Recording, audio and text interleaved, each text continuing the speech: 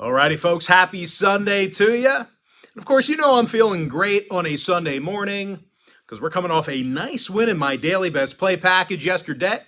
We had the Brewers on the run line, and they got the job done 9-5. Sal Frelick and Mark Canha, they had 3-hit games respectively. And the good news is, folks, I have another $1.99 daily best play going off here today. It's only going to cost you just $1.99. And if you sign up for that membership here today, you're going to get access to that package every single day for the next 30 days. The math works out to be just 6 cents a day. I currently have over 770 members who are signed up and active on my premium page right now. And you may be wondering what the difference is between what I do here on YouTube and what I do on my premium site. Well, what I do here on YouTube is I'll handicap the entire slate of games in any given sport, side and total. And what I do on my premium page is I actually share with you which one of these free picks I like the best. I'm currently 8-4 in my last dozen daily best plays, 16-6 in my last 22 plays in that very same category. And finally, I am 6-1 in my last 7 extra daily picks. Once again, the site's patreon.com/Brock Page. The link is in the description section below. And with that, guys, let's go ahead and dive into some free content. We're going to start off with the Ravens at the Bengals, 1 o'clock Eastern kickoff. Cincinnati's the 4-point favorite, totals 46.5. Now, the Bengals did not look crisp, in their opener. And I'm still not sure Joe Burrow's completely healthy. He completed just 45% of his passes in week 1, and he also threw for a dismal 82 yards in that opener. It was a loss to Cleveland. Now, when it comes to running the football, well, the Bengals also ran for just 75 yards on the ground, so really not a whole lot great happening with the Bengals offensively. They're going to have to turn it around here today. They're facing a tough Ravens D who covered a double-digit spread in week 1, and they held the Texans to just 9 points. Roquan Smith, he was all over the place as he finished the game with 16 total tackles. This Baltimore pass rush also put a lot of pressure on the quarterback, gave that Houston O-line fits. They got to the quarterback 5 times in their opener. Now, when it comes to the total, both clubs saw their openers stay under the total. Stanley Andrews and Linderbaum questionable for Baltimore. Like I said earlier in the week, J.K. Dobbins out for the year. That is a shame. Meanwhile, for Cincy, Joseph Osai is banged up a little bit. Keep an eye on him. Give me Baltimore +4, under 46.5. Next matchup, Bears-Bucks, 1 o'clock Eastern kickoff. Tampa Bay is -2.5, totals 41. Now, the Bucs are coming off a nice Week 1 victory over the Vikings. Surprised a lot of people as they were the touchdown underdog. And I said it last week, this Tampa Bay defense, they definitely have the ability to keep these guys in ball games. They most certainly did it, last week. Christian Ezian had an interception. Winfield and McCollum recovered a couple of fumbles. And no real surprise, it was Devin White who led the charge last week with 12 tackles on the day. They held the Vikes to just 41 rushing yards on the ground. And they're certainly going to need a good effort out of their defense because Chicago can move the football. They ran for a good amount of yards against Green Bay in their opener. I know that was a loss, but they were able to move the football. And Justin Fields, he also threw it 37 times, so they weren't one-dimensional. They were running and passing. I actually think we'll see both offenses have some success moving the football in this one. Now, injury-wise, Jaquan Brisker and Kyler Gordon, they were on the injury report earlier in the week for Chicago. Keep an eye on them. Kalijah Cansey, he was questionable for Tampa Bay earlier in the week as well. When it comes to the total, the Bears saw their opener get 17 points above the posted total. Give me the Buccaneers -2.5, over 41. Next game, Packers-Falcons, 1 o'clock Eastern kickoff. Green Bay is -1.5, totals 40 and a hook. And while Atlanta looked fairly impressive in their opener, I actually think it's Green Bay who's got incredible upside. I was very impressed and surprised by the performance of Jordan Love. The youngster threw for 3 touchdown passes, and he didn't turn it over. He was sacked only 1 time. Meanwhile, on the other side of things, Atlanta quarterback Desmond Ridder, he threw for just 115 yards, and he was sacked 4 times himself. And his leading receiver was tight end Kyle Pitts, who had just 2 grabs for 44 yards. His second leading receiver was some guy named Mac Hollins, who probably set a career high in receiving yards on Sunday with 31 of them. Now, Patterson, Okudah, and Anderson are questionable for the Falcons. Jones, Walker, and Watson questionable for the Pack. Total-wise, Green Bay once again saw their Week 1 opener get 17 points above the posted total for that ball game. Give me Green Bay -1.5 over 40 and a hook. Next ball game, Colts, Texans, 1 o'clock Eastern start time. Indy's the 1-point favorite, totals 39.5. Now, I'm definitely expecting a sloppy one in this ball game here today. Both teams with very inexperienced rookies at the quarterback position. Now, I do actually think it's probably Anthony Richardson who has a better chance of getting the W in this one. I think he's got a little bit more upside in this particular spot here. He really competed well against Jacksonville last week. He gave the Colts a legitimate chance to win that ball game. Shane Steichen actually had him throw 37 times in that ball game, and he only turned it over 1 time. So Steichen does a great job, calling plays for those athletic, mobile quarterbacks. So, I think this is a really good fit for Richardson. Michael Pittman also had 8 grabs for 97 yards and a score. Now, Indy's facing a Houston club who did not run it well against Baltimore, and they definitely had significant problems up front. C.J. Stroud was sacked 5 times in his professional debut. The Texans gained only 72 yards on the ground. And although I do think the Texans will be able to move the sticks a little bit against Indy, I don't think they're going to outscore the Colts. I don't think they have the ability to outduel them offensively. Indy also saw their Week 1 opener fly 6 points above the posted total for that game. Now, injury-wise, Moss is questionable for the Colts. Ward, Fant, Cashman, and Mitchie are questionable for Houston. Give me Indy -1 over 39.5. All right, next ball game, Chiefs, Jags, 1 o'clock Eastern kickoff. Kansas City's the 4-point favorite on the road, totals 51. And even though Andy Reid rarely loses 2 in a row, I actually don't really like him laying 4 points in this spot here on the road. We're still kind of uncertain about the status of Travis Kelce. Even if he gives it a go, even if he's listed as healthy, you don't really know how that bone bruise is doing. You don't really, they say he's 100%, but I don't think he is, even if he gets significant time here today. Plus, the Chiefs did little to establish a run game against a previously porous Detroit defense last week. Aside from Patrick Mahomes, the Chiefs' leading rusher was Isaiah Pacheco, who had 8 carries for 23 yards. Plus, when Andy Reid faces someone from his coaching tree, he rarely blows him out. He really doesn't embarrass him. He doesn't lay it on him thick. I don't think this is a great number for KC backers here. Now, Jacksonville on the other side, led by Dougie P., they were very balanced offensively in Week 1.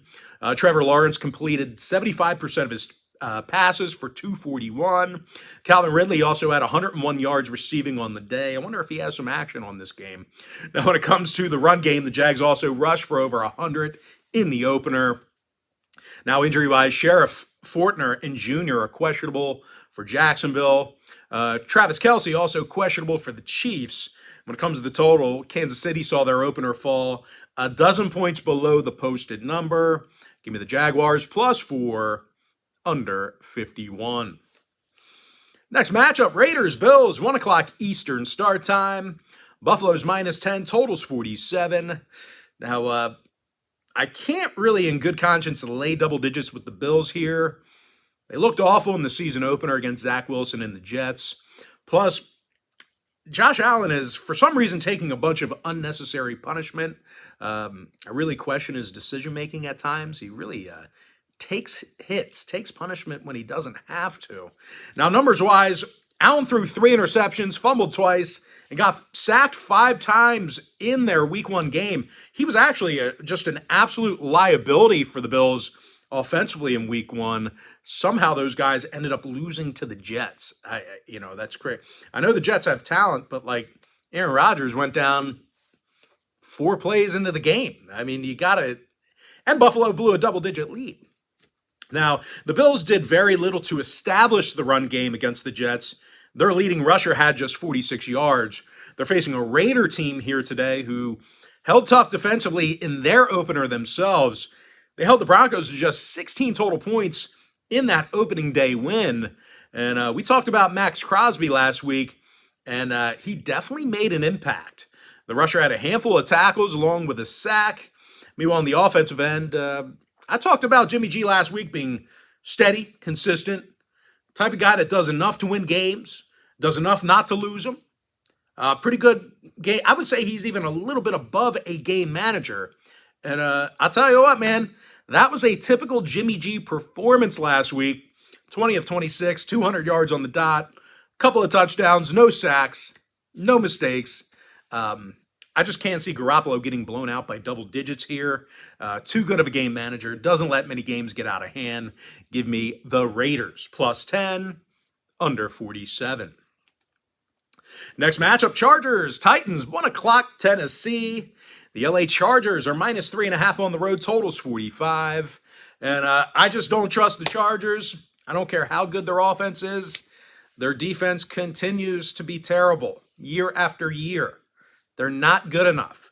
And as much as the Titans struggled offensively last Sunday, they still rushed for over 100 yards. So look for them to run it down the Chargers' throats in Nashville. I think they're just going to be tougher and more physical when they're on offense.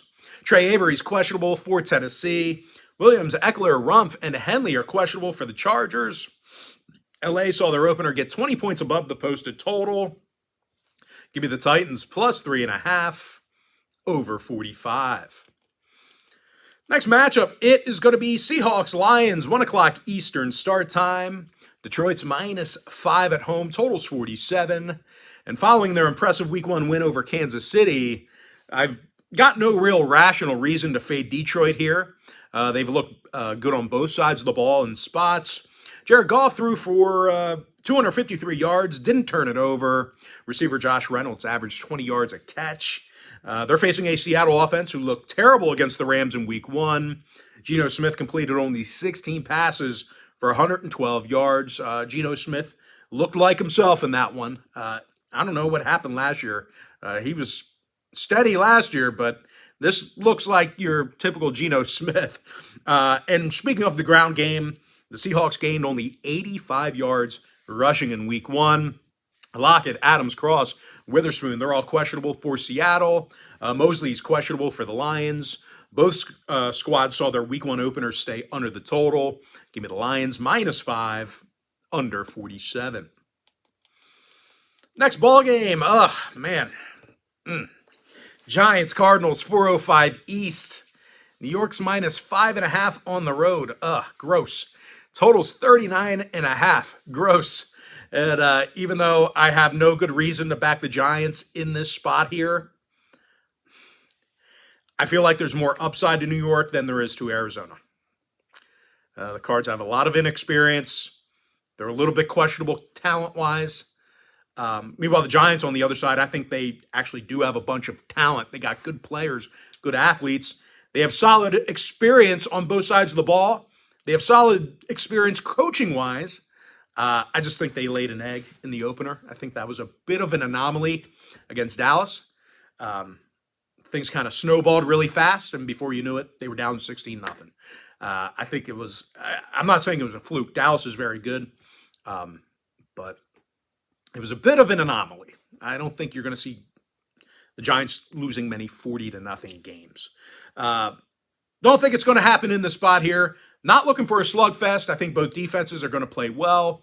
Thomas, Brown, Flott, Robinson, and Owens are questionable for the G-men. Beacham's questionable for Arizona. Give me the Giants, minus 5.5, under 39.5. All right, next contest. Niners, Rams, 4:05 East. And my screen is frozen. There we go.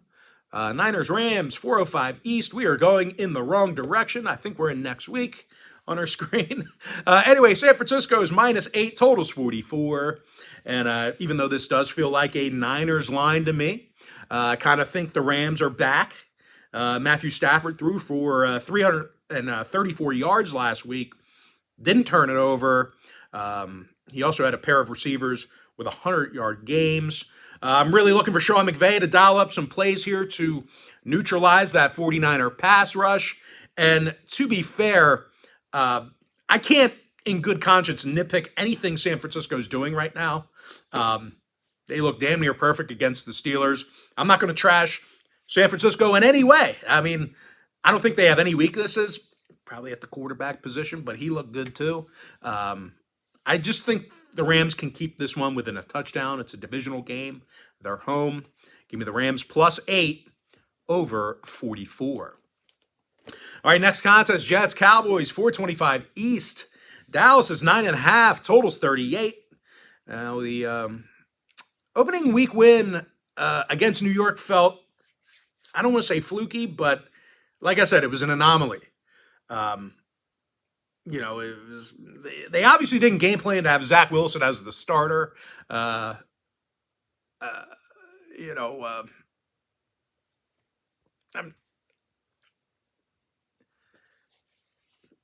brain cramp here.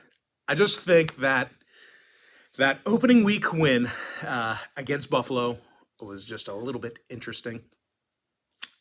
I don't think you can win many games that way. They really had to just defy the odds with that one. They had a walk-off punt return for a touchdown in overtime. I mean, it's just like, when does that happen? I think the Cowboys, they've prepared for Zach Wilson for an entire week. They can definitely be dangerous here. Wilson completed only 14 passes for $140 and a pick. The Jets' leading receiver was Allen Lazard, who had just 46 yards. Dallas on the other side, they had a pair of interceptions in week 1. They forced 3 fumbles. They had a pick 6. They blocked a kick. They played a perfect game on D. In this dangerous Dallas pass rush, they got to Daniel Jones 7 times, 7 sacks. I think the Cowboys take care of business there. Wilson, Smith, questionable for the Cowboys. Lawson, questionable for the Jets. Give me Dallas -9.5 over 38.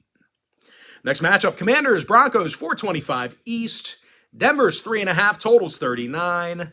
And even though the Broncos are favored here, I can't back them after week 1. Russell Wilson continues to look lackluster as usual.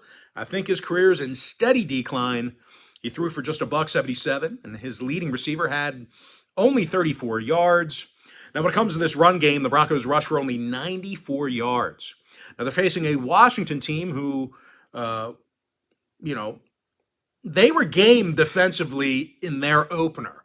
Cam Curl had double-digit tackles. Montez Sweat continuously pressured the quarterback.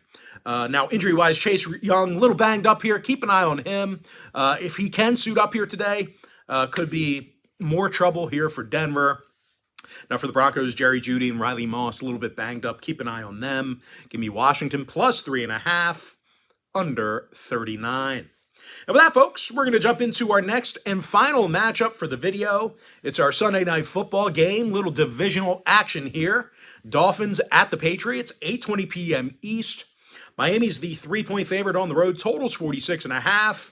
And as explosive as Miami was in week 1, I can't resist. I have to back New England catching points at home.